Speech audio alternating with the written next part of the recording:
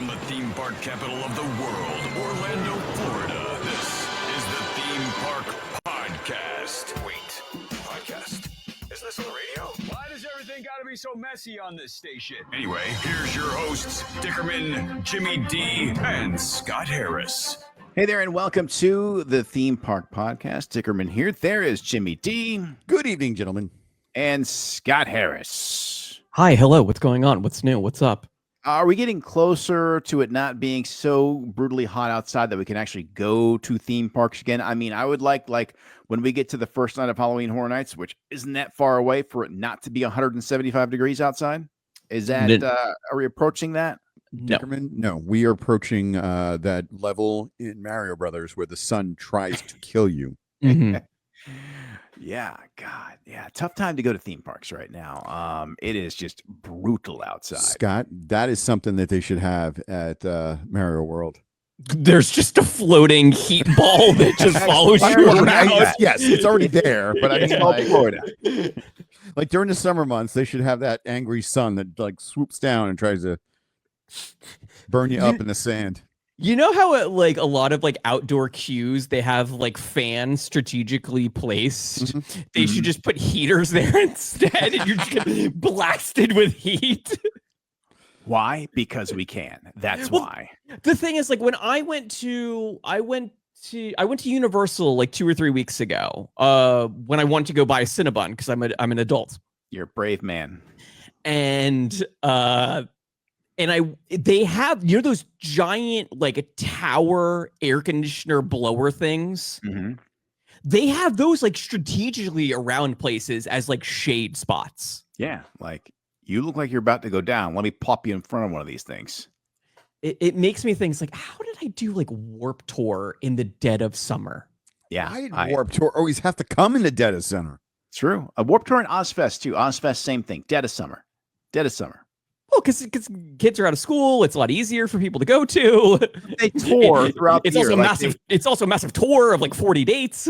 I know. I'm just saying, like, maybe you could hit it like in not Orlando dead of summer. Perhaps we get the middle or the beginning or the end, not the middle.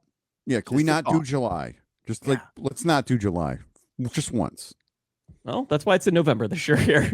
Hey, that's great. Yeah, it only took them like 40 years to figure it out. Yeah, brilliant. All right, so let us get into a little bit of theme park news, because there is a number of things happening out at the parks right now, as we are in a what is traditionally a very busy season at the parks, but we always are looking ahead, planning ahead for the fall and the winter. Well, we should say that all three of us are in different locations. James is still chained to the outside of Launch Bay, Trying to get that saved. Trying to make sure that Launch Bay remains intact. It's part of Walt's legacy. Yep. Not true. And another member of the show is currently chained to Rip Ride Rockit. Man, I am going to miss that ride. Fritz and I went out there before they ever opened that thing, tried to get on the test run. They wouldn't let us on. Now they're taking it away. This is crazy. You and your theme park shorts are protesting. We had special shorts that we bought for Rip Ride Rockit that had zippered pockets. And then when they took that away from you to where you had to put everything in a locker, you were just mad as a hornet. So mad. I mean, I bought special shorts for this, and now you're going to tell me I got to put stuff in a locker? My shorts have zippers, sir. Nothing's going anywhere. Yeah, but they didn't trust that, like, once you like got on the ride, you were going to unzip them. That's because of stupid people. People tossing coins. People are idiots. Scott, do you still have those shorts? I do, but they definitely do not fit. Hey, if you ever worked MCP underneath that roller coaster, you know, stuff would just rain down on you all day. Yeah, I believe it. I mean, it's a lot of twists and turns and all sorts of things on that coaster. So yeah, but that's the point. If people are working under it, you don't want them like, you know, you don't want change raining down on people like it's Nope. Yeah, I don't disagree with you. You're not wrong. But I will miss that ride. That was a fun ride. I know it was problematic and it had issues, but man, that was a fun ride. Well, if you want to go ride it, it closes August 18th. We don't have long. That's next week. Correct. Yeah, not long at all. Permanently closed. We still don't know what it will be replacing it, but there's a lot of land being cleared for what's going to replace it. Yeah, that thing took up a good section of the area there. Well, it's and like the new construction is like taking up like right up into like the walkway by the Hard Rock. Oh, wow. Like there's Okay. construction walls on the grass by like where you could like walk the lagoon. You think they're going to pop another big coaster there? Yes. Okay. All right. I'm all for it. I mean, I wonder if they're gonna like that soundstage 19 right there, where the Blue Man Group used to be, and there's nothing in there currently, right? It's just an empty soundstage. If I'm remembering correctly, that's all it's there. Yeah, because Blue Man Group is getting their own theater at the Ferris wheel. Yeah, at was Icon it Orlando Icon Park? Yeah. Yeah. Mm-hmm. Yeah. Well, the speculation is that it's going to be a drifting roller coaster, which is what they're building at Universal Studios Hollywood, which is themed to the Fast and the Furious. At the same time, they are also filing permits for the fire station that is next to Jimmy Fallon. Ghostbusters fire station. So will it be a Ghostbusters themed ride? Will it be a Fast and Furious themed ride, or like two separate things? One is Fast and Furious, one is Ghostbusters, like a meet and greet Ghostbusters experience. Scott, I've been hearing rumors about possibly a Back to the Future roller coaster. Is this a potential for that spot? So that is really a thing that's going to. So you know how they're building the Universal in the United Kingdom? Yes. We've talked about it a little bit on the show. I think it was one of the shows that you weren't here. Like they actually had like renderings. It was one of your when you were gone on one of your trips. This is when you were in Japan. Like renderings came out and it looks like a Hill Valley roller coaster over there. That park seems like it's, again, speculation. We don't know much. That looks like a lot of like legacy IP stuff, but there is so much juice for a lot of those old attractions in IPs that say they do put Fast and Furious on this drifting roller coaster, which is what a lot of people are thinking. Do you really want to have two Fast and the Furious rides? Oh, no, the other one they nuke from orbit. They just get rid of that thing. But if you do that, do you put some kind of a Back to the Future thing in there?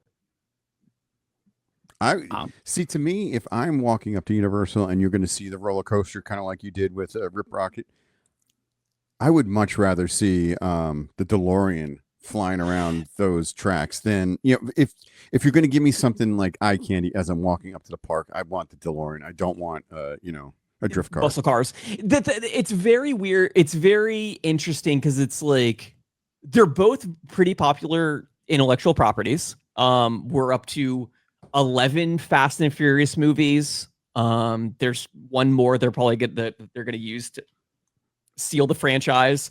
It makes a ton of money. Like a lot of them make, I know the last two didn't, but this was almost like a guaranteed $800-900 million thing. Yeah. But Back to the Future is a 30-year-old, 40-year-old property that still generates a lot of money. So it's kind of you're weighing your options there.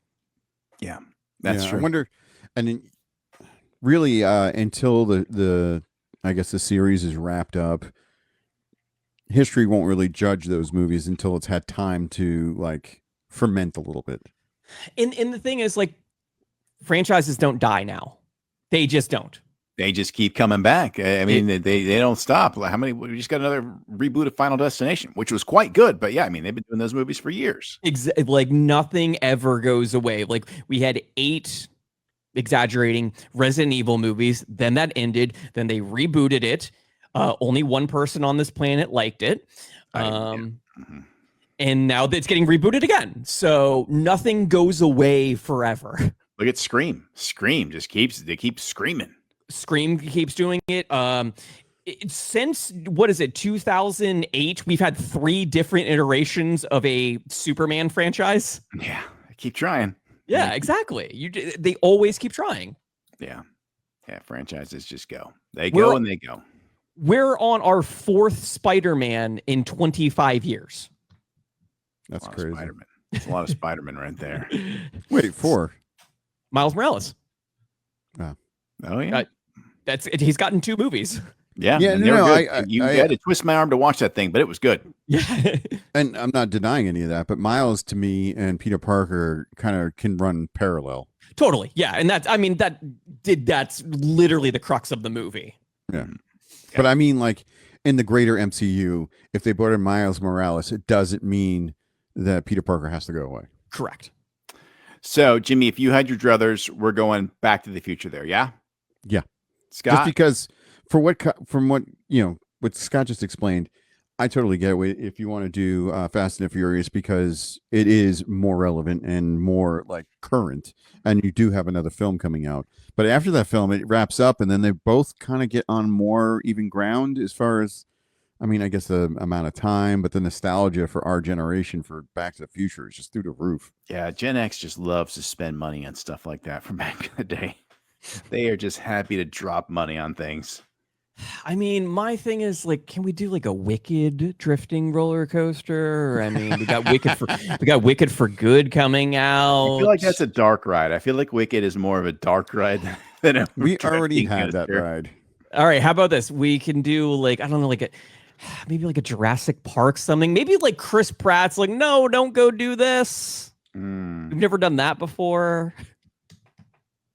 What's your pick for what's your pick for that spot? Is it A, Fast and the Furious, B, Back to the Future, or C, Ghostbusters? I want Ghostbusters because it fits the area of the park. It's part of New York. Mm-hmm. I was hoping that there would be another Ghostbusters attraction that would be there in front of the library, right next to, with the firehouse. So I would like it to be Ghostbusters, and the queue starts in the fire station. So do they just blast that Ray Parker Jr. song 24/7 at all times for that attraction? Yes. Well, it was a show. So, I mean, it would, in the sense that like Bourne Identity is a show. So it would only play like, 6-10 times a day or something. Yeah. Yeah. I feel like in the queue, they just keep it playing just over and over again. Because honestly, what conceivably could happen is that Rip Ride Rockit goes and Minions really claims that front area of the park. It's got 2 rides. It's got the whole restaurant, Minions Cafe. Like that is their corner. So like removing the entrance to Rip Ride Rockit from where it is really makes sense. Move that entrance a little bit further down. Mm-hmm. Yeah. So it doesn't like commingle. Yeah. They really did just shoehorn in the entrance for Rip Rockit. Oh, totally. Yeah. And it was just, it's like, in a sense, because of its proximity to MCP, it's so in the way. Mm-hmm. So yeah, it does kind of fit because of like music, but yeah, it's very much like we had this much room. We're going to put a roller coaster in there. Damn it. I love that ride. It was a great ride. You got to pick your music. So fun. The crazy thing is like Universal has done this twice now where they've seen we have this narrow tract of land. We're going to pop a roller coaster. They didn't really have to get rid of anything for Velocicoaster. Yeah. The only thing they got rid of was the Triceratops encounter. Mm-hmm. They build roller coasters like I load my dishwasher. They find a way to fit it in there. The Triceratops thing has been gone for years too. So yeah, it's not like it was they took it away. It was just it's been gone. Yeah, they finally developed the land. Yeah, that's what I mean. There's like it was the only thing that like got replaced by the roller coaster. Yeah. Well, if you can get out and ride a Rip Ride Rockit, but if it has nostalgia for you, do it because it's going away. I saw on Twitter that one patron wrote it and did every song. Nice. In one day. You can't do the hidden song. You can't do every hidden song. There was like 100 of them. He tried to do as many of the hidden songs as he could. I could only get that thing to work like 50% of the time. Well, you gotta get quicker on the trigger. If it didn't work, what happened? It would just jam with whatever song whatever. Yeah, you would get like a default song because you had to hold down like the button, but the button didn't always react to your touch, and so you're like, "Come on!" And then you just get stuck with Celine Dion. Hey, I'm okay with that. Yeah, I don't really know I don't know what the default was, but it was the song that she did for Deadpool 2. That's a good one. That is a good one. Any other Universal news that we should tackle while we're talking about particular park? That Coke cup that I sent you, they have a new annual pass Coke cup, and it looks awesome. Dope. But if it's plastic, I'm not really interested. But if it's a metal cup, they're interested. Plastic. They are plastic. Okay, they're all plastic. Yeah, because the refillable cups like that are all plastic. All right, that was going to be my question. I mean, the thing is, those cups are great deals. Well, yeah, it's $18.99 and you drink all day. You drink all day, and then like when you go back, you can pay to have the ability to refill. Yeah, it's a couple bucks. I think it's like $7 or something like that. Or you could just go get water from the freestyle machines. Mm-hmm. Now, just the artwork on that new one. It's like black and white, and it's got a metallic look to the artwork. So that's what made me was like, oh, is this? I thought it was like a metal. I was hoping it was a metal drink cup that was like engraved, because I was like, this artwork is fantastic with like the Jaws and Stay Puft, and yes, we see your SeaWorld. We see your SeaWorld one. Nice. We see Thirst Breaker. Yes, the manatee engraved. You know what I got? You know what I bought this with, boys? SeaWorld bucks that they gave me for being an annual pass holder. No better perks than SeaWorld. I'll tell that of any theme park. You don't get any better perks than SeaWorld. When are you going back? I don't know. I don't have a pass right now. It expired. So that cup is only available during the Passholder Nights. Oh. What does that mean exactly? I saw that. They do like a special few nights at Universal. You have to get a reservation for it. It is this weekend. So if you're hearing the show on Monday, sorry. And the event is already at capacity. There's no standby line. The thing is, they send you like notice about this like weeks in advance. Okay. But it's like there's like discounts on stuff if you're a pass holder, like 50% on wizarding personalization services. Discounts on food. There's discounts on cabanas, all sorts of stuff. Yeah. They try to hook you up. They do their best. I mean, it's a pretty good deal for the pass holders. It is nice to see these companies really trying to appease their pass holders. Even Disney, we were talking, I don't want to get off the Universal kick, but since we're talking about pass holders, even Disney is offering perks for their pass holders because they're apparently trying to attract them again, which they're not always, it doesn't always seem like they've always shot for pass holders, right? So if you sign up for one of their passes, you can get a free Disney gift card when you sign up. So Incredipass, $150. That's the top pass. Sorcerer Pass, you can get $100. Pirate Pass, $50, and $25 gift card for a Pixie Dust Pass. So is that for new pass holders only, or is that for renewals as well? Oh, that's a good question. If it counts for renewals, I don't know. Well, when you go buy an Incredipass, can you ask? Yes. Yeah. Please. New pass holders receive a Disney gift card. If you want to know the price of the passes, in case you haven't looked lately, because I was surprised because it's more than I realized. Incredipass is $1,549 before taxes. Sorcerer is $1,079. Pirate Pass, my old pass, which I have stated many times, I think we used to pay about $300 for, is now $829 before tax.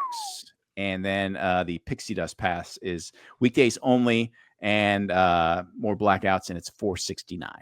Well, just remember, when you eventually pay us back for the Incredipasses that we bought you, we're only expecting what we paid, not what the current rate is.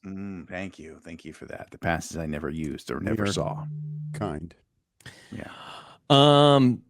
Universal though, they have special food during these pass holder appreciation days. Oh yes.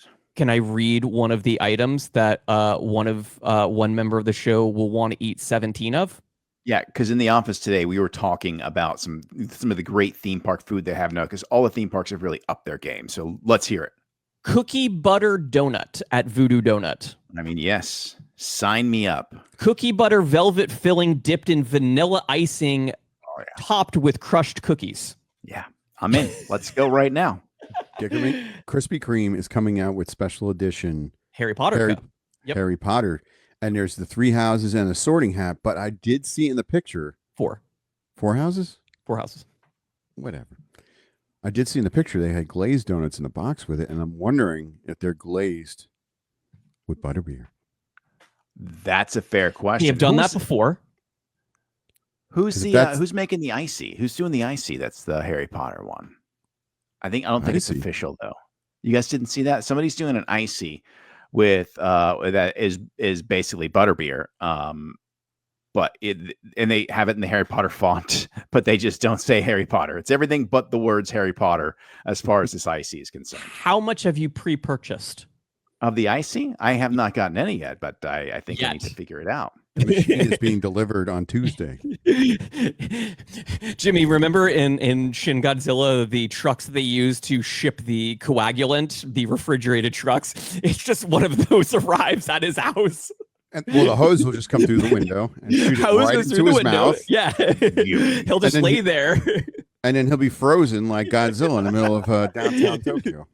I thought this was in our chat, but maybe it was my chat with Fritz that I learned about this icy. Oh, we get it. You like Fritz better than us. He's the one. He gives me breaking news often, and it might have been this icy. I don't know. I'm not sure. Oh, there it is. It was with Fritz. Here we go. It is the Harry Potter butterscotch icy, which is 100%. Yeah, you can't really see that on the stream. 100% just a knockoff of Harry Potter, and it's limited time at Is Regal. it like wizard juice? It's Regal. It has rich caramel drizzle and a foam on top. So Regal Cinemas, you can get this at. Let me see this. I'm going to verify this because this sounds like a Nigerian prince sent you this email. All right. Back to Universal though, very quickly. Also, they're going to be doing Volcano Bay Nights. Oh, that's a great time because you get to enjoy the park without the sunburn or the scorching temperatures. I mean, it's a ticketed event, so it's not as crowded. Right. Yeah, that's great. But the ghost clown from Scooby-Doo will be there along with Mystery Inc. Nice. Does it say what the ticket price is running for that? It's usually the same as a normal ticket for those like special events, which I kind of balk at because you only get like 4 or 5 hours, but it is 4 or 5 hours and you kind of have to place to yourself. $99 per person. Pass holders get a 10 to 15% discount. Okay. All right. But it's select nights through September and October. Nice. Good. That's a fun thing to go out to a water park at night. It's oh my god, it's so much fun. Yeah, we've done it at Aquatica a few times. Like the radio station used to, Roomba would be out there fairly often for Aquatica nights. Those are great. Yeah, we just tag along. Just come on. We're They were coming out with you guys. They were fun. You had the park to yourself. But I got a Dickerman pass coming to SeaWorld in Busch Gardens. Oh, what do we have here? 16 months of park admission for the price of a 1-day ticket. Jeez. Really? Yep. So you buy a single day. It's either park, right? Either it's this is the fun card for $143. You get everything. You get everything for the whole year. So for 16 months. So if you're a family of 4, you buy 1 regular annual pass to get your parking covered, then you buy 3 more of this thing, and you're good. You're Correct. good to go. Yep. Just got to get that parking because parking, boy, that adds up in a hurry. You're paying $30 to park every time you go. You're gonna feel that. Absolutely, you will. But yeah, that's a smart play. You get 1 with the parking, the rest get the lower tier price. That's a good deal. SeaWorld's always offering them deals, man. And as you just talked about, you got a gift card from them and used it to buy Thirstbreaker. Yeah, I mean, they would put SeaWorld bucks. When you're an annual pass holder, they just give you SeaWorld bucks sometimes. It's like, hey, you got $30 in SeaWorld bucks to spend before the end of the month. So you just go and buy stuff. What does SeaWorld bucks look like? They're digital. They're in your card. Okay. Oh, they're not like they don't have like they're not the Disney dollars or like the Harry Potter dollars you can get at the Gringotts Bank. Well, I'm just thinking like Shamu would be on like the $100 like buck, and then like a penguin would be on like the $20. Wouldn't you put clams on there so you see like it's 100 clams? I mean, it's another sea nautical adventure right there. Yeah, manatee would be on the $1. We should be in market. He's much higher than that. All right, we're just about out of time. So Scott, if people want to get all the latest breaking theme park news, where can they follow us at? You can follow us on Twitter at Theme Park Show, Facebook, Instagram, and TikTok at The Theme Park Podcast. You can watch it at themeparkyoutube.com. And the show traditionally comes to you live from the Lauren Campbell Realtor.com T-Bow Gazebo Studios. For Jamie D, for Scott Harris, I am Dickerman. Until next week, we'll see you at the parks. The Butterbeer is real. August 20th at Regal Theaters.